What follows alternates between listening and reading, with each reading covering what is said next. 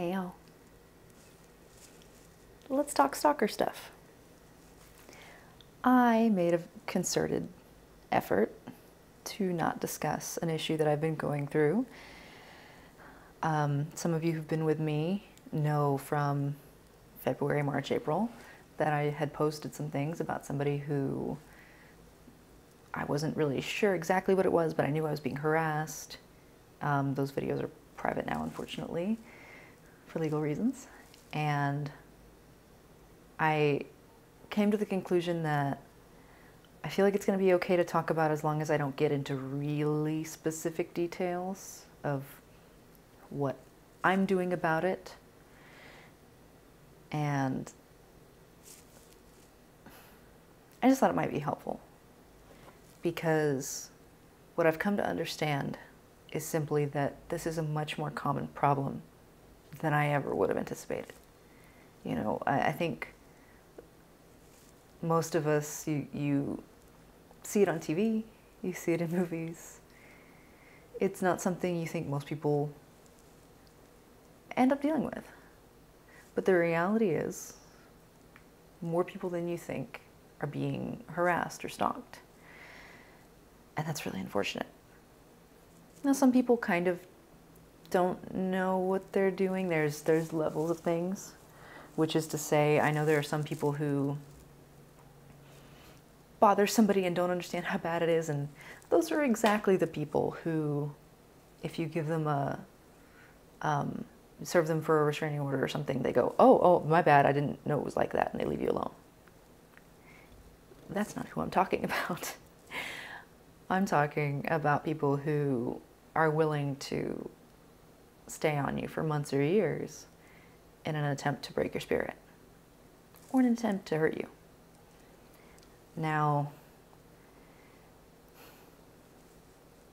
it's not fun.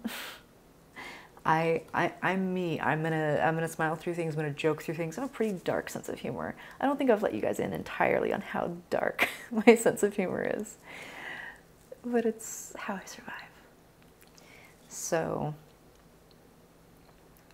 I think I wanted to lay out specifically that there are certain things, a few things. One, some of you know I counseled for quite some time. I was a drug and alcohol counselor. So there are things you have control over and things you have to let go of. So on the checklist, you look at things that you have control over and you do the best of your ability with that. You take control, you take the reins where you can, and you understand that there are parts of life, parts of other people's behavior especially, that you have no control over. And sometimes that sucks, but it's okay, because you wouldn't want people to have control over you either. So, yeah, control what you can.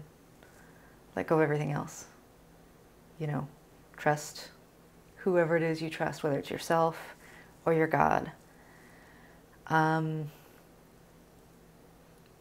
Remember that your feelings are valid.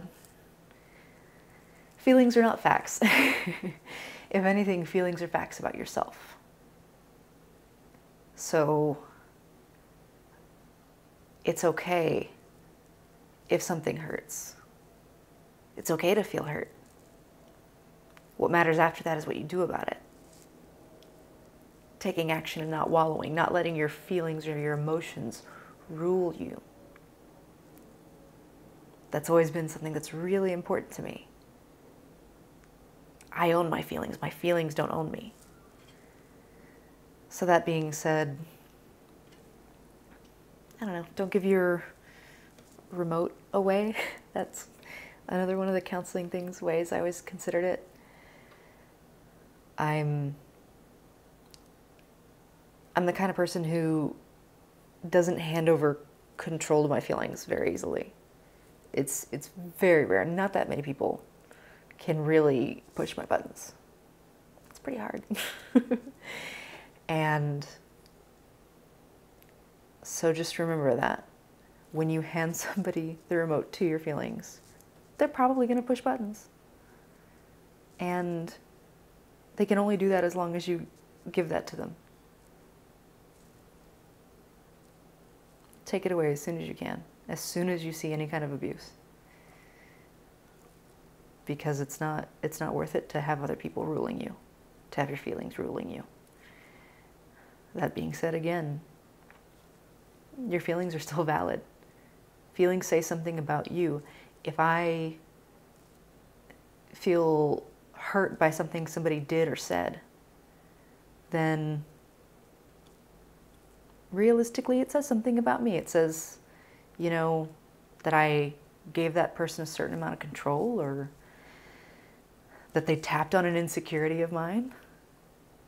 But what it doesn't do is tell me as much about them, except that by repeated abuse you see that somebody doesn't care about their effect on your feelings.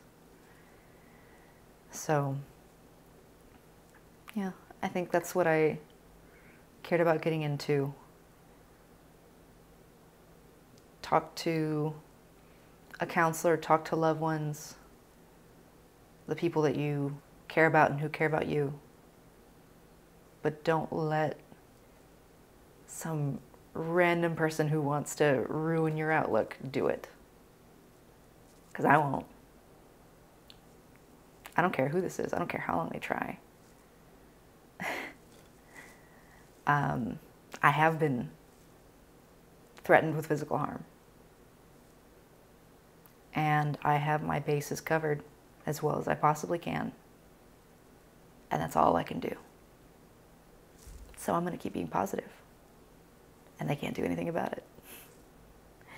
And on that note, I hope y'all have a wonderful day, week. I hope this is what somebody needed to hear.